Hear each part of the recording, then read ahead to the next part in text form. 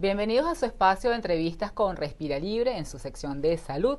Y hoy tengo pues el honor de estar con un queridísimo amigo, bueno, mi cuñado de corazón. Estamos aquí en el Jackson South Medical Center, en la unidad de recuperación y preparación de los pacientes, porque él es el jefe de anestesia de esta institución. Médicos latinoamericanos, médico venezolano, él que están, por supuesto, siempre los llevo adelante, triunfando en el mundo. Y queremos hablar un poco, llevarles a ustedes cómo es la cotidianidad pues de un jefe de anestesia en este momento donde la salud es lo más importante. Miguel, doctor Miguel Cobas, encantada de que estés conmigo. Nosotros ya te hemos tenido en espacios cuando empezó todo esto del COVID, pero ahora aquí desde tu centro y en presencial. Muchísimas gracias primero por abrirnos las puertas, por permitir que estemos aquí y después, bueno, por permitirme que puedas compartir con nosotros tu trabajo. Bueno, muchísimas gracias por la invitación, Sajitza. Es un placer estar aquí y espero que este programa y que esta entrevista sea del agrado de tus videntes. Claro que sí, estamos seguros que sí. ¿Cuánto tiempo tienes tú? Eres un médico venezolano, graduado como médico en Venezuela, pero sus especializaciones las realizó en Estados Unidos. Cuéntanos, ¿cuánto tiempo tienes aquí? ¿Cuántos años en el departamento como jefe? Cuéntanos un poco tu experiencia. Bueno, yo llevo aquí en Estados Unidos trabajando después de anestesia y después de terapia intensiva, ya trabajando, digamos, como médico adjunto o como médico ya con licencia, por así decirlo, como por 20 años. Siempre he trabajado para la Universidad de Miami y en el Hospital Jackson, en los diferentes hospitales. Yo trabajé durante 8 años en el Hospital Jackson, en el principal, que queda en el centro de Miami, en el Trauma Center. También, y trabajé en la terapia intensiva de ahí, después trabajé en un hospital que se llama el Hospital de la Universidad de Miami, y llevo aquí en Jackson South desde hace 9 años. Desde hace 9 años que yo soy el jefe de anestesia de aquí de Jackson South. Bueno, excelente, como ustedes siempre les digo, nosotros resaltando lo bueno que hacemos todos los latinoamericanos y que en estos momentos, pues bueno, destacándose.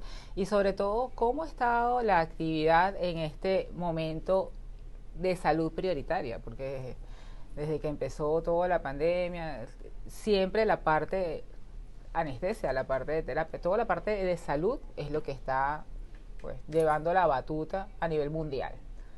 Bueno, te puedes imaginar, desde que empezamos el año pasado, más o menos un poquito más de un año, como hace 14 meses, ¿verdad? Febrero y marzo, que fue cuando la epidemia empezó a llegar aquí a Estados Unidos con más fuerza, todos los cambios que tuvimos que hacer. Nosotros tenemos un hospital bastante activo, un hospital más o menos de 250 camas, con aproximadamente unas 45 intervenciones quirúrgicas diarias, y con bastante también tenemos servicio de obstetricia, servicio de trauma y servicio de endoscopía para enfermedades gastrointestinales. Entonces, durante ese tiempo tuvimos que tomar muchas decisiones junto con la administración del hospital a ver qué es lo que se hacía y las autoridades estatales, ¿no? y de la ciudad a ver qué es lo que se hacía. Al final hubo un tiempo durante marzo más o menos que prácticamente la actividad quirúrgica cesó casi por completo, pero nunca llegamos a cero porque siempre seguimos operando a los pacientes con cáncer o que tenían infecciones, o obviamente los casos de obstetricia nunca se pudieron parar, y afortunadamente siempre contábamos también con suficiente equipo de protección personal. Y mira, gracias a Dios y la buena preparación, ninguno de nuestro equipo de anestesia fue contagiado por COVID. Así que hemos tenido muy buena suerte y también muy buena preparación en eso. Y hemos seguido a lo largo de los meses, poco a poco aumentando el volumen de los casos que tenemos. Y hoy en día estamos prácticamente al mismo nivel que estábamos en el 2019. Pues claro, no se puede comparar con el año 2020. Pero con el año 2019 se puede comparar y estamos incluso un poquito más que el 2019, lo cual llama la atención porque hay muchos casos que los pacientes no pueden tener visitantes todavía, apenas hemos empezado con eso y mucha gente todavía no se quiere operar, tiene miedo de venir al hospital, pero afortunadamente hemos mantenido el volumen en este año, lo hemos mantenido bastante y sigue subiendo. Eso realmente habla de lo bien que se ha preparado y de lo bien que han tomado todas las medidas, como tú dices, con toda la parte gubernamental y todo, porque no ha sido así pues en todos los países y no ha sido que se haya mantenido la actividad, sobre todo quirúrgica, que es lo que más, los casos electivos se han postergado. Y eso como siempre también decimos en nuestro programa, no solamente existe el COVID, el resto de las enfermedades siguen. Y como existen el resto de las enfermedades, pues tiene que seguir el tratamiento del resto de las enfermedades. Un poco, ¿hay algún tipo de campaña o de preparación educativa especial para el personal? ¿Hay algo que hagan para los pacientes que están asistiendo? Más o menos, ¿cómo es el manejo? Bueno, sí, el hospital siempre está mandando, digamos, memorándum y noticias de qué es qué es lo que se está haciendo. Todos los protocolos de cuidado son, cada vez que hay una revisión o que hay un cambio, pues siempre se mandaban.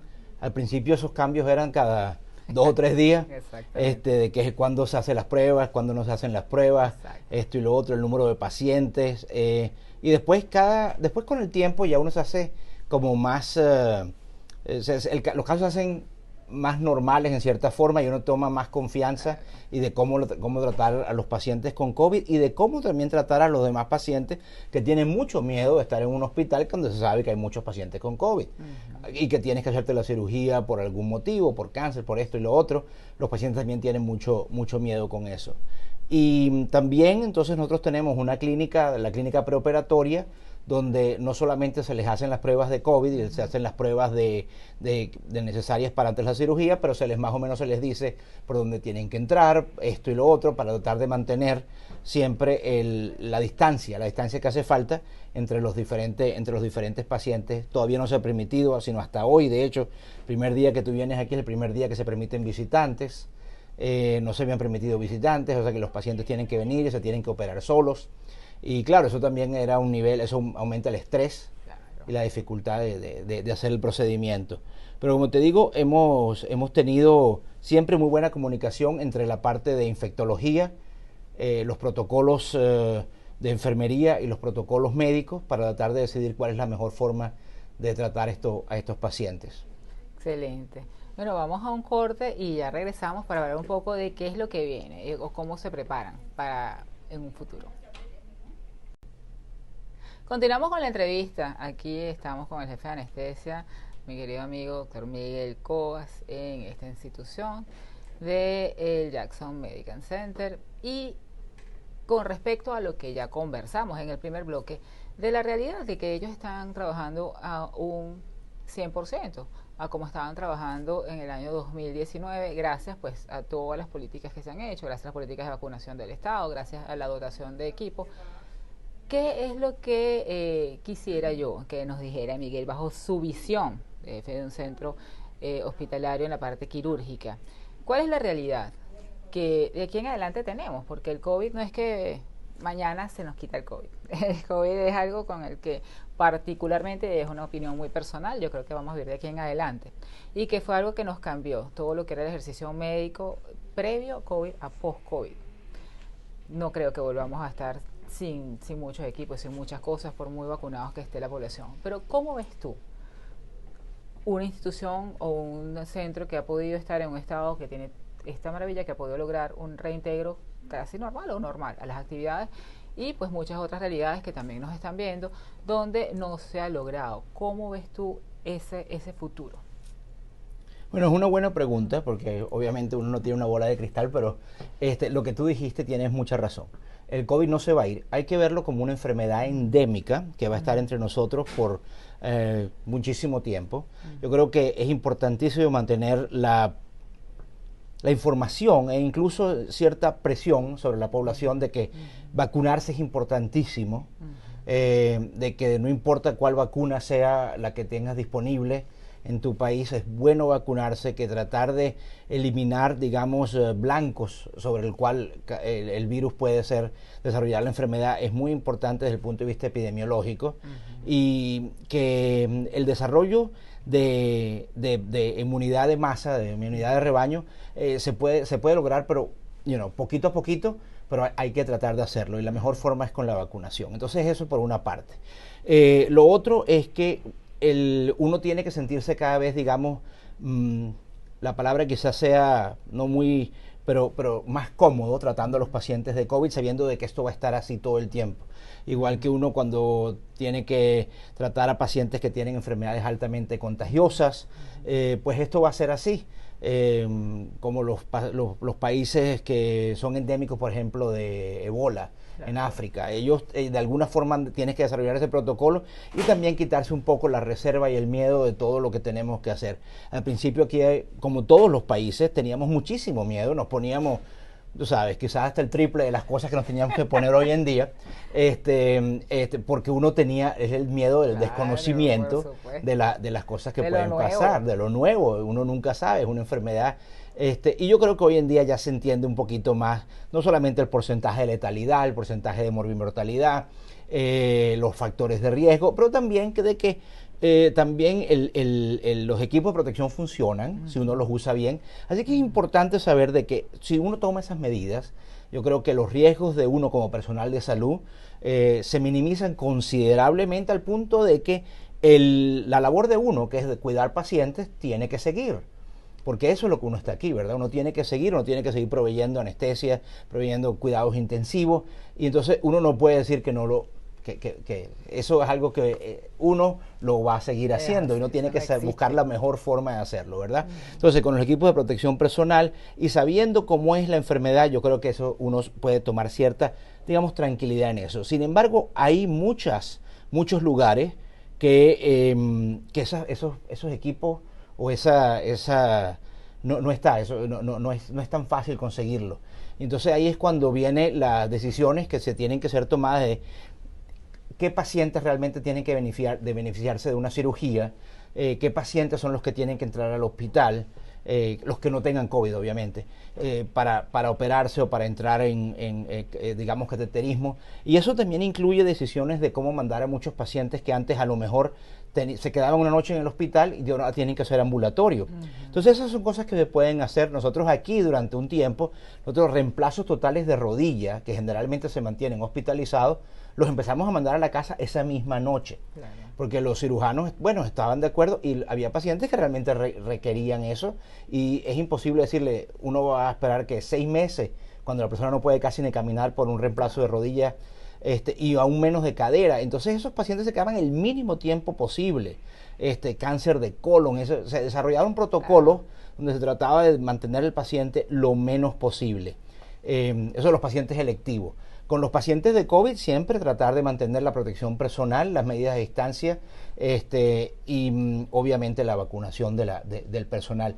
Esas son algunas de las cositas que se pueden hacer y tratar de mantener el hospital de cierta forma dividido entre una parte de COVID y no COVID. Y eso también incluye que lamentablemente hay que restringir la visita a menos que la persona pueda confirmar de que o ha sido o ya estuvo enferma o ya está vacunada, para tratar de limitar la posibilidad de una progresión, sobre todo en el área de los pacientes que no nosotros, por ejemplo, nosotros tratamos de evitar operar a pacientes que han tenido COVID por menos de 10 días. Eso todavía están en un periodo, digamos, de cuarentena. Y si han tenido COVID incluso por más de 10 o 14 días, pero todavía tienen algo de síntomas, esos pacientes lo esperamos un poco, porque hay estudios que el riesgo de que esos pacientes van a tener complicaciones es mayor, aunque ya hayan pasado el periodo, digamos, de cuarentena típico de 14 días o algo así, los tratamos de demorar un poquito más, de alargar un poquito más. Entonces esas son las cosas que uno trata de hacer para disminuir la morbimortalidad, disminuir el contagio y al mismo tiempo seguir lo que uno tiene que seguir haciendo, porque un hospital tiene que seguir funcionando. Es así. Aquí dando un poquito más como para cerrar, yo sé que tú tienes un cargo importante dentro de la Sociedad de Anestesia. Aquí hay algún protocolo que piensen dictar o de aquí en adelante pautas particulares para la parte quirúrgica por parte de la sociedad.